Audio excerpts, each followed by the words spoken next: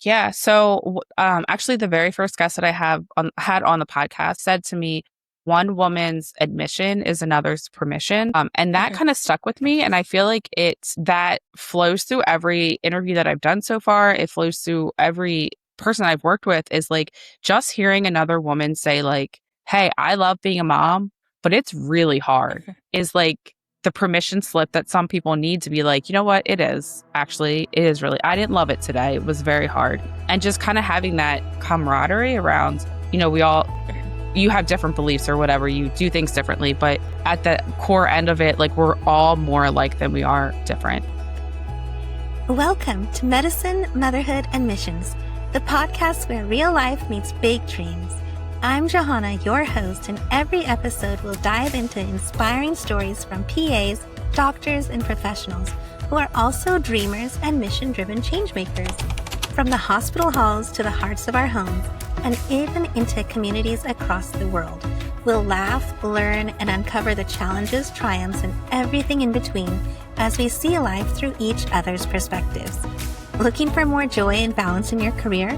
Don't miss our free guide, How to Be a Fulfilled Provider, your quick boost of encouragement with tips to help you thrive while juggling all your hats you wear. And if you've got little dreamers at home, check out Little Evie's Big Dreams on Amazon. These stories are meant to spark imagination, courage, and kindness, perfect for bedtime or anytime.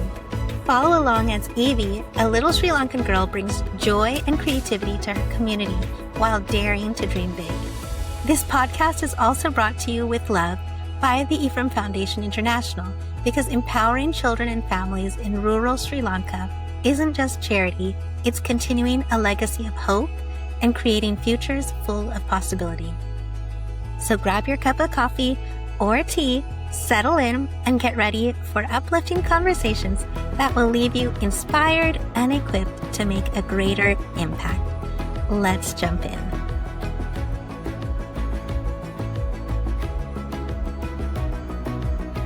Welcome back to Medicine, Motherhood, and Missions, the podcast where we have honest conversations about purpose, identity, faith, calling, and the beautiful complexities of womanhood. Today's episode is for the woman who feels like she's living in the middle, the messy middle of motherhood, business, dreams, uncertainty, growth, and figuring out the things one step at a time. I'm joined today by Amanda Russell, the storyteller and copywriter behind Chaos Coordination, where she helps coordinate the chaos of copywriting for small and mid-sized businesses.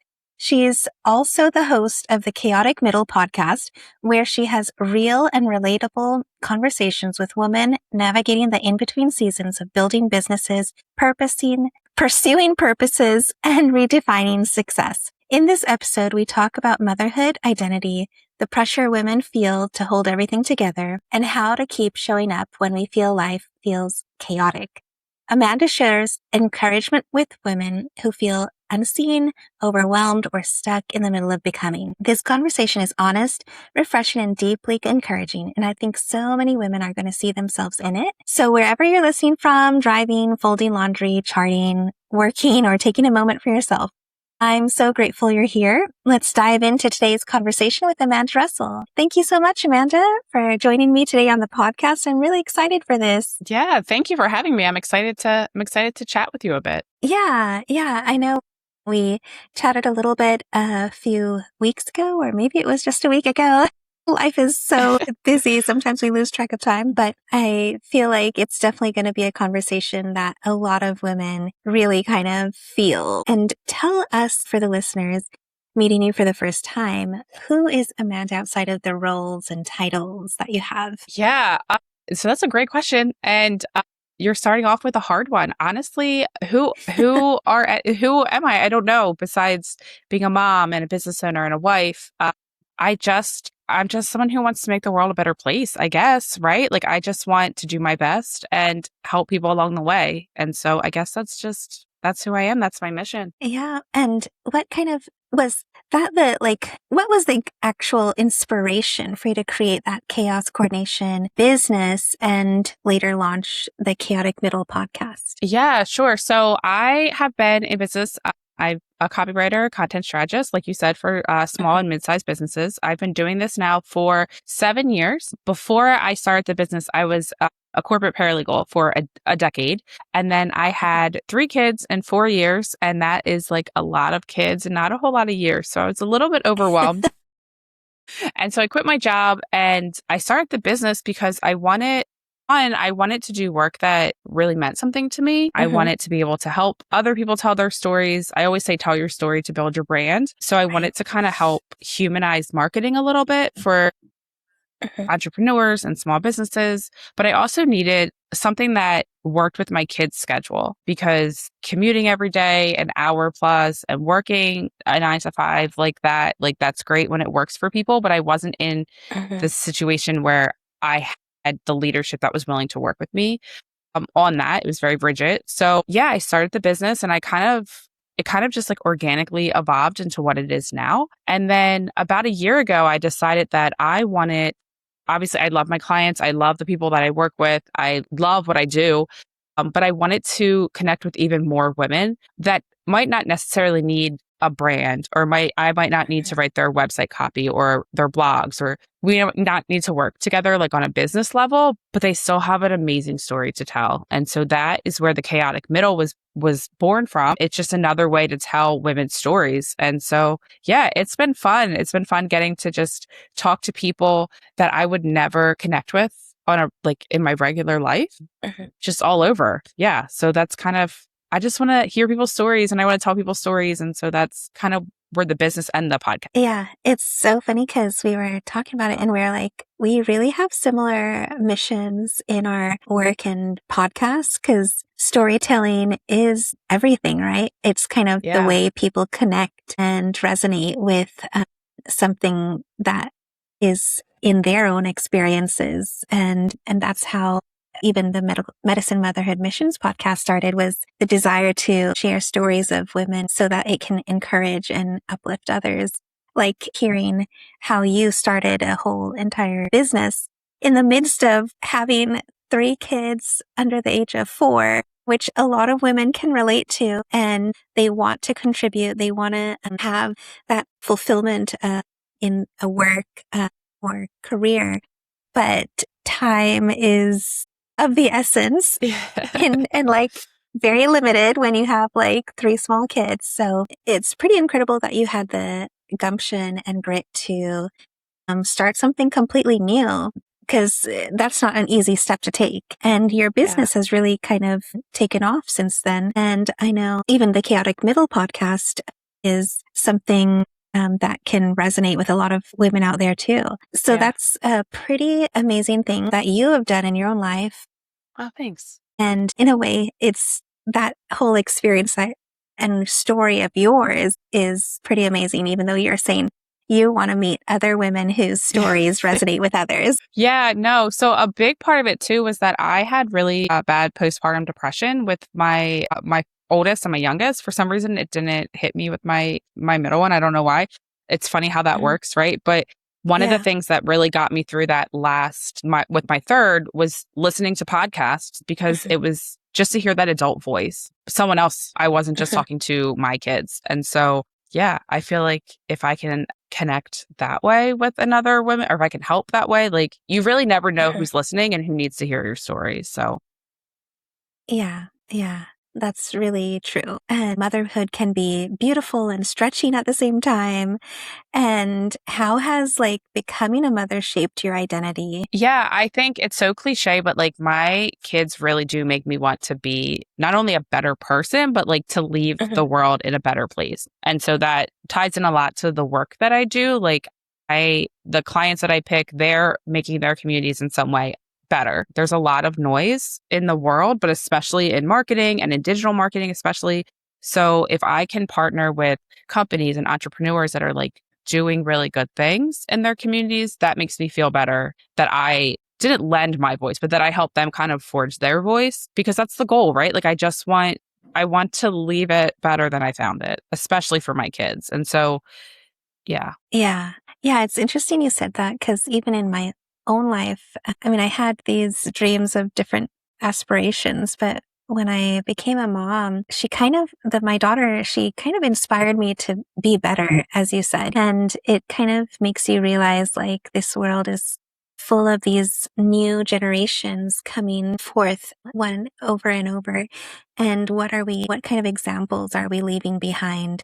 And how are we helping impact our communities more meaningfully? And sometimes I love that you said that, because that is one thing that's beautiful about motherhood, is that we have these little ones who do inspire us to be better. And I feel like sometimes motherhood gets this like negative connotation that we're just a chaotic middle, right? We're in the middle of the mess, which we are, but there's always something beautiful in that, right? And there's intentionality, there's a experience and education that's coming forth from that. And sometimes we miss those things and we get lost in that. And I think that's kind of why you also started all of this too, right? Because sometimes we end up losing our identity in the middle of the mess, and we are forgetting where and who and what we are made for. Our children remind us of that, but then the middle is hard to get to that next step sometimes. And was there a defining season in your life where you realized how you could take that next step in actually creating intentionally that business, the dream, and how do you like encourage others to do the same? I think the biggest defining season for me was after I had my third. When I had Elena as my youngest, it just became very kind of clear that like every minute that I was spending away from them, it needed to be worth it to me, because it's hard when you have one child to go and be away from them. But then when you have three, like I wanted to be able to give them the time and attention that they needed. But then also like I'm still a person too.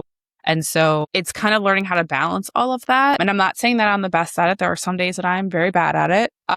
But that is kind of what inspired me to start the business, to go out on my own. I did try to be a stay-at-home mom for like about a year. And shout out to stay-at-home moms, because that is so much harder than what people say. And I was horrible at it. I was the worst. Like if I could have gotten fired, I would have, because I was so bad at it. So then I started the business, and it really started as like a part-time thing, right? And I worked around like, because my kids were still very little at that point. So now it's full-time. They're school age now, so they're in school. But for me to be able to build something that is actually benefiting other people, that is making money for my family, but also they've been here every step of the way. Like they see it. They see that like mom is doing this. And that's really cool. Like just this past November, I won an award for my local, like in Delaware. It was the 40 Inspiring Leaders Under 40, which I would have never in a million years thought I would be on that list. Because like, thank you. But like, I'm just a lady. Like, why am I on this list? But to like have my kids go to that ceremony, and like, it was just so cool because they were so proud of me. And it was like, this is all I want. I just want you guys to be happy and like see what you can do when you put your mind to it. And like, yeah, it's going to be really hard. And there's some days that you're going to be like, why am I doing this? But yeah, it's all worth it as long as they see it. Yeah. Yeah. And speaking of that chaotic middle, like what do you think like women really kind of resonate with in your spaces when you talk to them in the podcast or in working with different businesses? What particularly do you see kind of overlapping in a lot of the communication across the board? Yeah. So actually the very first guest that I had on the podcast, her name was Katie Kastner, and she said to me, one woman's admission is another's permission. And that kind of stuck with me. And I feel like that flows through every interview that I've done so far. It flows through every person I've worked with, is like just hearing another woman say like, hey, I love being a mom, but it's really hard, is like the permission slip that some people need to be like, you know what, it is really, I didn't love it today. It was very hard. And just kind of having that camaraderie around, you have different beliefs or whatever, you do things differently, but at the core end of it, like we're all more alike than we are different. Yeah. And I think, yeah, and I think especially with social media, it's like so much has been dehumanized and it's so easy to sit behind a keyboard and to just tear people up. And I think opening that like communication, that lane of communication and just talking to somebody, I don't know, it Yeah. just like it lights me up, but it also like everyone I've talked to is like, this has been so much fun just to talk to a human. I feel like we're missing that a Yeah. lot. Mhm. Yeah. Yeah. Yeah. That communication and that connection is what a lot of us really just want, is that Yeah. community, right? And yeah, I love that one person's admission is another person's permission, because it really allows us to know that there are other people experiencing the same things, going through the same things. It's the middle isn't us failing, but it's us becoming, and we're all becoming Yes. better or something and someone along the way. And what helped you kind of reconnect with who you are beyond the productivity and caretaking? That's a great question. And honestly, something that I'm still working on. I think, and I, yeah, I'm definitely, yeah, that's definitely something that it's still a work in progress. But I mean, going back to like your kids are always watching. And so one of the things was Mhm, like, how could I tell them to be strong and to stand up for yourself and to follow your dreams if I wasn't doing the same thing? And so I feel like all roads kind of lead back to them, whether they know it or not. mhm, Like, how am I supposed to tell them, like, you really need to find mhm. protocols that? Yeah, yeah. That's pretty powerful. Like, I was thinking about that the other day too. I mean, not that it's something that we need to add extra pressure on ourselves when we have Yeah, so definitely much not. else on, but it is something to think about. Like, it's all about examples. Like, I was thinking about like just everything my daughter sees. They look at us and they see what we're going through, what we're doing, and they're processing everything. They're thinking about things, and one day they will think back to like what our example was and what it meant to them, right? Yeah. And it's something that I hope that she will remember with grace and mercy, but that it will hopefully be a good example for her, right, in the future. And that's what Yeah. we all kind of want, right, is to raise kids that are gonna reconnect with others in ways that will be so beneficial to the communities that they live in and that they work in one day. And Yeah. going back to that connection and community that we Yeah. all long for. Yeah. Yeah. But have there been moments where you felt like you lost parts of yourself in the demands of motherhood? Absolutely. Yeah, for sure. Absolutely. I do feel like definitely that year that I was home. Also, it was COVID during that time too. So like there's a lot happening there.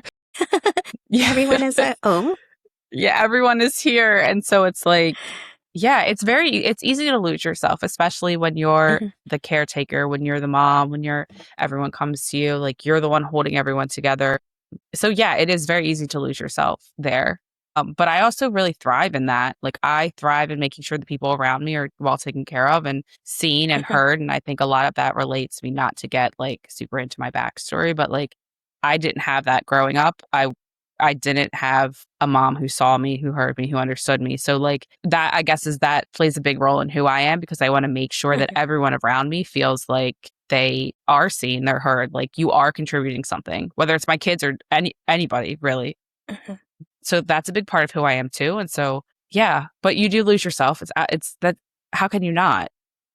Yeah. Yeah. And I think that's why your chaos coordination, your whole business is helping others, right? To like be able to coordinate their own lives. But not only that, but like you're helping them. That's really amazing that you've done that along the way as you've lived Thanks. your life and through your experiences. I was listening to something the other day where it was like, they were talking about how women have this mental load, sometimes this extra burden that they're taking on if they don't have the right support system around them. And that can be quite overwhelming for them. And that kind of changes the demands to pressures of motherhood that make people really lose themselves and become uncertain in who they are and what they want to do and be unable to take those steps because if they don't have that support system around them. And how do you feel like you encourage women in those like situations? And what would you say to them for those who may lack it or have the extra burden of? So I do think that this is something that I've gotten better at with time. Like I said, you're always a work in progress. Like I'm 100% a work in progress. But I feel like when my kids were little, like smaller, I was like, everything had to be perfect. Like I had to be the perfect mom. I had to do everything right. Like we had to look like a Pinterest board. But the more you're in that, like some people are really good at looking like a Pinterest board. And if that's where you thrive, please do go be beautiful. But that's not everybody. And I think Mhm, learning that for myself, like I just need to be the mom that my kids need, which is not going to be the mom that every kid needs, if that makes sense. mhm, And learning to kind of release that pressure a little bit definitely changes everything. Again, that's something that I'm still working on. That's a work in progress depending on the day you ask me. But I do think as my kids got older, it's mhm, mhm, because obviously you just want your kids to be happy and thriving and all of that. But it comes to mhm, a point where like they do have to kind of face their own battles a little bit. I'm not mhm. saying like my kids they're elementary school and middle school age. So like they're Yeah, still young. They're not like fending for they still themselves, but need you. like yes, but like an argument with a friend or something like little stuff like that, right? We're Mhm, releasing that and like trusting that you've taught them well enough to be able to navigate that for themselves. That mhm, is a big pressure off of you as well. Yeah, I think my husband's uncle said, or his aunt said to me one time that if you're worrying about being a good mom, then you should know you already are one. Because if mhm. you weren't, you wouldn't be worried about that. So I think about that a lot. Yeah, that perfectionism sometimes holds us back more than anything else that we're doing because life's not perfect. It's And not. And honestly, like nobody is really all that pressure you're putting on yourself, like you're putting it on yourself. Nobody else, everyone else is mhm, worried about they're not worried about you. Like everyone else is worried about yeah, their own selves. So yeah. yeah. We can't be worried about what other people think so much so that it's affecting how we live. And I think that's really important too, because then that's just completely unnecessary pressure to Yeah. perform and overperform in ways that that don't really matter, actually. And at the end of the day, a well cared for child will be a well cared for child without, as you said, the beautiful Pinterest board. You don't Yeah. have to have it. Some people are good at it, others don't really need it. Yeah. Yeah. No, But, it's finding out what you're really good at. Like one of my closest friends is like, she's a phenomenal crafter. She can make mhm, anything. You give her a picture and she will recreate it. But that's what okay. she's good at. I'm not good at Yeah. that. So when it comes to if my kids need something like that, I'm going to call up Kaylin and be like, hey, can you do this for me? Like it's that give and take of it's the community Mhm. aspect, right? Is like Yeah. everyone has their own gifts and learning how to kind of share them. So you're not doing everything Mhm. yourself. Yeah. Yeah. And how do you like navigate the tension between being present for your family while still pursuing your own calling and passions? Yeah, that's a hard one. And like I said, every day is different. But Mhm, I will say that learning to delegate in my business, whether it's like to my OBM or to my junior copywriter, like delegating things out, like I don't have to do everything myself. mhm, Obviously, when I first started the business, it was just me. And so that's what I was used to. But mhm, learning how to kind of give stuff away. And I will say my OBM is really good at this because she'll be like, no, actually, you're not doing that. That's why I'm here. And so she'll take it from me. But being able to kind of have those boundaries, it's hard. It's hard, mhm, especially when like you're the face of mhm, your business because what I do is so personal, but mhm, making sure you hold those boundaries because it's so cliche, but like your kids are not little forever. mhm. Yeah. Yeah. That's the interesting part of it. I think sometimes we think too much about that balance. And I think that word balance is also misleading because nothing is going to ever be in perfect balance anyways. And so I think there's moms of every kind in so many different working scenarios or non-working scenarios or whatever it may be. And there will always be a tug of presence versus self-care or needs that other demands in life. And so I think sometimes we goes back to that term of like putting too much pressure on ourselves sometimes when we are trying to say that everything is in perfect balance or trying to say that everything has complete little box to check and put into. And when life isn't really in different boxes, it's all kind of sometimes Right. together. And I think that's how we have to live. We have to be knowing that it's going to be a chaotic middle, as your podcast title Yes. is. And Yes. so, yeah. And so I think I love that you have said that you are learning to always see how you can be present, even though you have that challenge of you are building your business even more and more. And you just got nominated the top 40 or 40. How do you phrase that again? Yeah, it was the top 40 top, leaders under 40. And I was like, who was in top. charge of picking this list? Because why am I on That's it? amazing. But Yeah, yeah. And that's like a pretty special, amazing accomplishment, and says a lot about what you have built with your whole title being named Chaos Coordination and podcast being Chaotic Middle. I mean, it says a lot because very much so that you built this based on what women face and go through in life and the dreams that they hold for themselves and for their children, right? And so that's that beautiful tension that holding, the moms holding that for their kids plus for themselves. And that's pretty amazing. And how has your understanding of success changed over the years with that success of the business? And what does success really mean to you? yeah, I think it's changed completely, if I'm being honest. I feel like if you had talked to me like when I had first graduated from college, like I was working as a litigation paralegal in like a pretty, so I live in Delaware, and for people who don't know, a lot of companies are incorporated in Delaware because of tax laws and all of that. So I was working at a litigation firm that was pretty well known. We had really high end clients like from all over the place because everyone was incorporated here. They had to have counsel here. And so my idea of success was I was going to go to law school and I was going to get one of those corner offices and I was going to work my way up that ladder. Now, like that sounds like a nightmare to me. I'm sorry. Like I can't do that. I don't want to do that. Yeah, and I think it's okay to redefine your success as you go. Like I think it's okay to redefine that idea. Maybe once my kids are grown, like I might feel that way again. But now for me, it's success is more of like what kind of difference am I making in the world? I say the world, but it even could be like your local community, right? Like what kind of difference am I making with the people that I'm interacting with every day? Right? Yeah.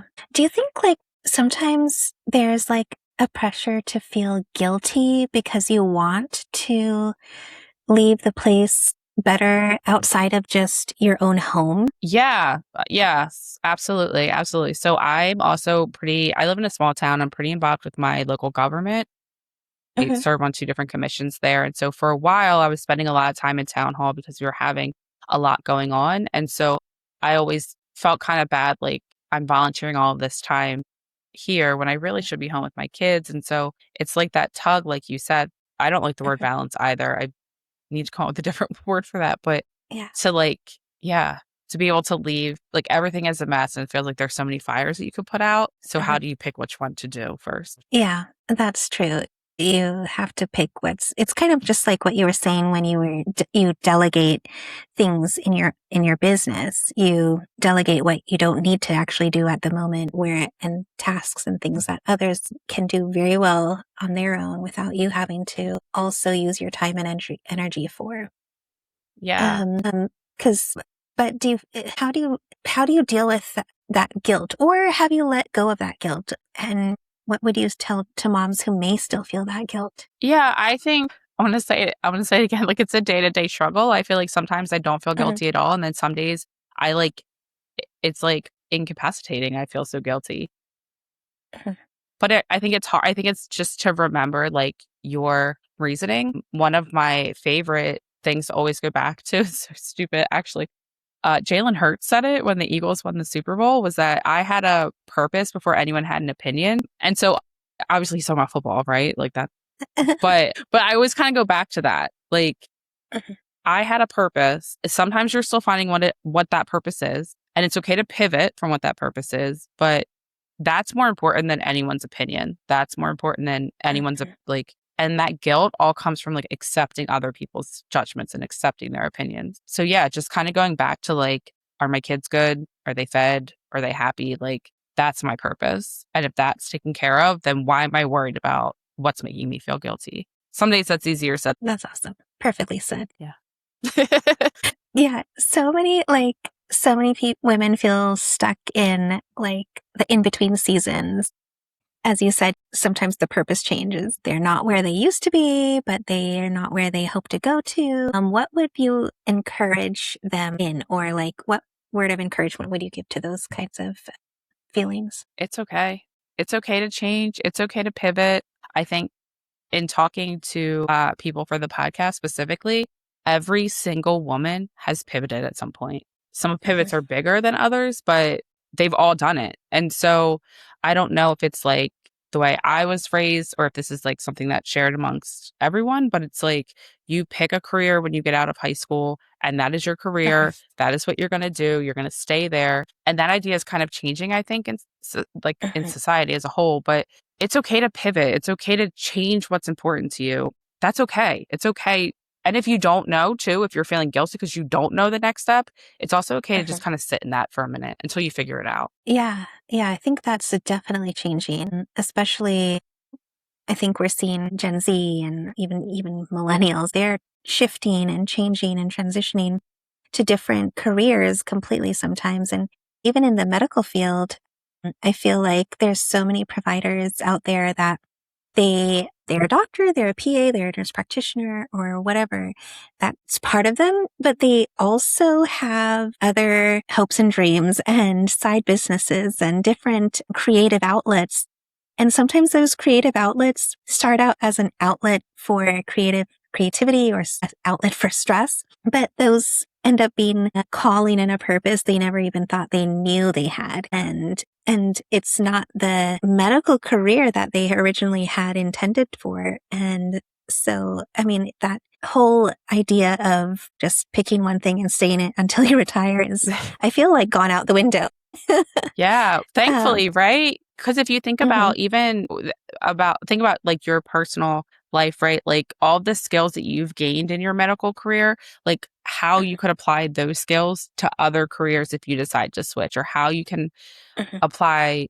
You've learned to talk to patients on like a bedside manner, like how you're able to then translate that into writing your books. And like, it's just so much more like interwoven than I think we always talk about. Like you can transfer your skills and like, that's okay. Yeah. Yeah. Yeah. That is so true. I know one PA, she's like all about encouraging other PAs to start their own businesses. And that's what she tells them all the time is like, you have skills that you think aren't only for medicine, but they're not. And you can use that to create your dream business, whatever it may be. Yeah, it's true. It's true. Like you can think on your feet quickly. Like that's all stuff. You have so many like soft skills that transfer to other things. And yeah. Yeah. Yeah. And I think that's the amazing part of what we can find in ourselves. Like, and I mean, even thinking of like thinking of motherhood specifically, like how people come up with solutions to problems they're facing in the middle of the chaos. And that's then like your business was built. And but what are some practical ways like women can stop shrinking themselves and start owning their own voice again? I think honestly, it just comes down to practice. I think just doing it you're not going to get better at it if you're not. It's like a muscle. You just have to keep doing it. And I always like, this is so stupid, but I always think like there are people that are not as qualified as I am to speak on whatever topic, right? But they're doing it. So why should I hold myself back? I actually have the education or the knowledge or whatever that. And so then yeah, that's so true. Cause we kind of feel we get stuck in that, like, I think it goes back to like, even like thinking about what other the opinions, right? And losing our purpose because we are stuck on the opinions rather than owning our purpose and forgetting about the opinions. And I think that's so true. We focus on the wrong things basically because we're focusing on what others think versus what we feel we are meant to do. And it's hard though. It's hard because sometimes when we step out, even starting this podcast, it's something new and different. And you never know what people may get out of it or think, but you just got to go for it. I just started, I'm like a very quiet person at work and kind of introvert. And for me to start a podcast, but that's why I feel like I wanted to encourage other women out there. Yeah. And it's something that probably not a lot of people probably would have thought I would do, but you I know, gotta but look just at you killing it. just start somewhere and go for it. If it's meant to be, it'll work out and move forward. If not, then pivot. Yeah. Yeah. And how do we or what kind of lies do you think that women commonly believe about themselves? Yeah. No, I don't even know where to start because I feel like there are so many. Like there's like a woman, you shouldn't do that. You shouldn't say, you shouldn't talk. Like women shouldn't work outside the house, all of these things. And the truth is it's different for everyone. If you want to be a stay-at-home mom and that's your dream, I support that. You should do that. It doesn't have to be for everyone. If you want to work, if you want to not have kids, great. That's on you. Yeah. Yeah. We think it's the expectations, fitting into the expectations of the roles and responsibilities that we think we're supposed to do. And sometimes that becomes the lie. There are things that we're naturally have abilities for, strengths and different things. But everyone is different. Everyone is totally unique in how they approach things, how they do things, how they think, how they work, what they're good at, what they're not good at. And so not everyone is built for the same task or will do the same task the same way either. And so how do we rebuild confidence after disappointment, burnout, or seasons that didn't go as planned? That's a hard one. I think remembering, and again, easier said than done, but remembering that that this happens to everyone. You're not a failure because something didn't work out. Like you're not the only one that this happened to. And leaning into that community, I think is really big to just talk about it. I think being okay with if you need to go to therapy or if you need to talk it out with a friend, being open with go away. There's some I think even learning, I think last week, just as an example in my own life, I was doing something and working on something, but feedback was so negative that they meant to turn me away completely. And they meant to dissuade me completely and kind of put me down. But I think when you get feedback like that, and I think what I love about feedback like that is that it just helps me learn more about myself and be like, what? I'm going to take this feedback and take the good out of it, but also leave aside the stuff that really shouldn't affect my life and not to take some negative words so much to heart. Because sometimes we can focus on those negative words that are pointed towards us, but we can hold that shield up and let those arrows bounce off. Because if we don't shield ourselves correctly mentally, those arrows can definitely make a dent and affect our lives. But we've got to have a mental shield of what to take in and what to filter out, because feedback is always good because it helps you grow, but we can't take it so personally where it totally sidelines you and makes you think, oh, that's definitely not what I'm supposed to do. It just means that you just need to work a little harder and rework things or kind of get a little better at what you're trying to do. Right? Right. Yeah. There's a learning experience there. Right. It's true. It's true. My daughters they do competitive dance. And so dance is very subjective. It's not like you play a basketball game, somebody wins because there's points, but dance is totally different.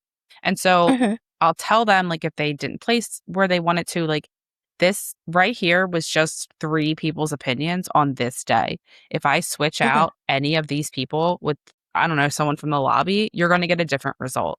So take what they say and listen to it. And like you said, pull out the good. But how did you feel on that stage? How did you feel about your performance? Did you improve from the last time? And so that kind of stuff, again, how hypocritical am I if I'm telling them that, but then I'm not, I'm freaking out because I got some bad feedback. It's all kind of learning how to take what you need to out of it. Yeah. That way, any disappointments or things that don't go as planned doesn't derail you so much, but it just redirects you. I think I heard that resilience is redirection and learning redirection in chaos, right? Yeah. So what has entrepreneurship taught you about resilience and identity? What hasn't it? Yeah. I mean, it's definitely not for the faint of heart at all, Mm-hmm. at all. And like I said, like what I'm doing is so personal, both because it's like, it's my, what do you mean? Like my words, like, what are you talking about? But like, I can't take that personally because it's it's Uh-huh. their business, it's their story. So like Mm-hmm. that, that's a big thing. And then do a Mm-hmm. lot. Mm-hmm. Yeah. I think that's the hard part of owning something yourself is knowing that there's going to be good days and bad days, or slow days and really amazing good days. And Yeah. how do we deal with that and manage and get into the real nitty gritty of life with all of that? And I know we spoke a little bit about the invisible mental load women carry. That is real, but what conversations do you wish we had more openly about it? To Yeah. And I think I just would like it if we were like this. Sometimes this sucks. Sometimes I don't want to be the one to remember. Like, I remember my kids, one of them when they were in kindergarten it was the ABCs. It was spirit for Mhm. every letter. Like, I'm sorry, I don't have it in my life to do Oh my 26 God. spirit days in a row. Like, whose idea was this? Yeah. So, like, stuff like that, because you carry it, like, Yeah. Mhm. yeah. Yeah, I know. I was talking to another mom friend of mine, and because I think we had the 100 days of school and we had to create the Hmm. costume, but her kids are in a different school and they were doing like one day was we also had a Dr. Seuss day, but then we didn't have to dress up, but they had to dress up. And then the next day they had to do some hat day and a sunglass day. And she's like, there's like so many days and idiom day. And how do I keep track of all this? Yes. And like bravo to the teachers for trying to find ways to like excite kids about education, but also like I have Yeah. 3 kids and why are they all doing different days? Like can we get on the same schedule, please? So, Yeah, yeah. And so it's like carrying all of that, plus taking care of parents or taking care of families, taking care of the work stuff, the house stuff. And, but yeah, I think, yeah, I would say we just have to be okay with being okay with not being okay yeah, like sometimes, sometimes you're right? going to drop that ball. Like sometimes you're going to, Yeah, and that's okay. I mean, as long as everyone is safe, it's okay. But like, yeah, yeah, yeah. like it's okay if like the laundry sits for an extra day, like more than you Hmm. planned. I think getting okay with, like you said, not being okay. Like sometimes you just need to like rot in bed for an hour instead of clean the bathroom or whatever. Like, That rest is important, I think, because sometimes we are like, well, there's something else to be done. But when we miss out on rest, which is a huge important part of life in general, then we end up burned out. We end up too disappointed and we take in that mental load even more because our mind is not rested and spirits and hearts aren't rested because we're allowing everything to overwhelm us. And so yeah, that's also another important thing that we kind of tend to forget because in this society, like, or sometimes I think we're on this whole thing like we've got to continually do so much that we're not stopping, not even just to rest, but stopping to kind of think back and see where we've come from, yeah, stopping to kind of look and see what we're grateful for, stopping to kind of just sit in the moment and what's actually around us. And that kind of brings me to like the next couple of questions are like, how do you personally manage overwhelm in busy seasons and what rhythms and boundaries have helped you protect your peace? this is a hard one too because there are some days where I'm not protecting my peace and I am making it everyone's problem. And that's a problem. So, yeah, I mean, I think just, and like I said, I've gotten better as my kids have gotten older with this, is like sometimes stuff's just not going to get done. Sometimes, like, the business is going to be busier than I'm used to, or like that, whatever. Like, think of May, for example. Like, there was 75,000 things my kids were doing at school. We had like the play, the, we had the chorus concert, we had the strings concert. Like, why are my kids in so many activities? So, like, that was a lot, But so then Yeah. some things kind of fell off a little bit. And I think being okay with like, okay, so the grass isn't mowed right now. It's going to get done. Maybe I took on less clients than all of my just time. Yeah. That flexibility in the rhythm without it. There is structure, there's routine, but you have to be allowing some flexibility in order to be able to give yourself some boundaries and peace. Yeah. Yeah. No. And especially with kids, because you never know what they're going to throw at you. So, like, you have to kind of be a little agile to that. Yeah. Yeah. And leave us with some last encouraging words that you would give to women listening who may feel unseen right now. Role. I think, Yeah.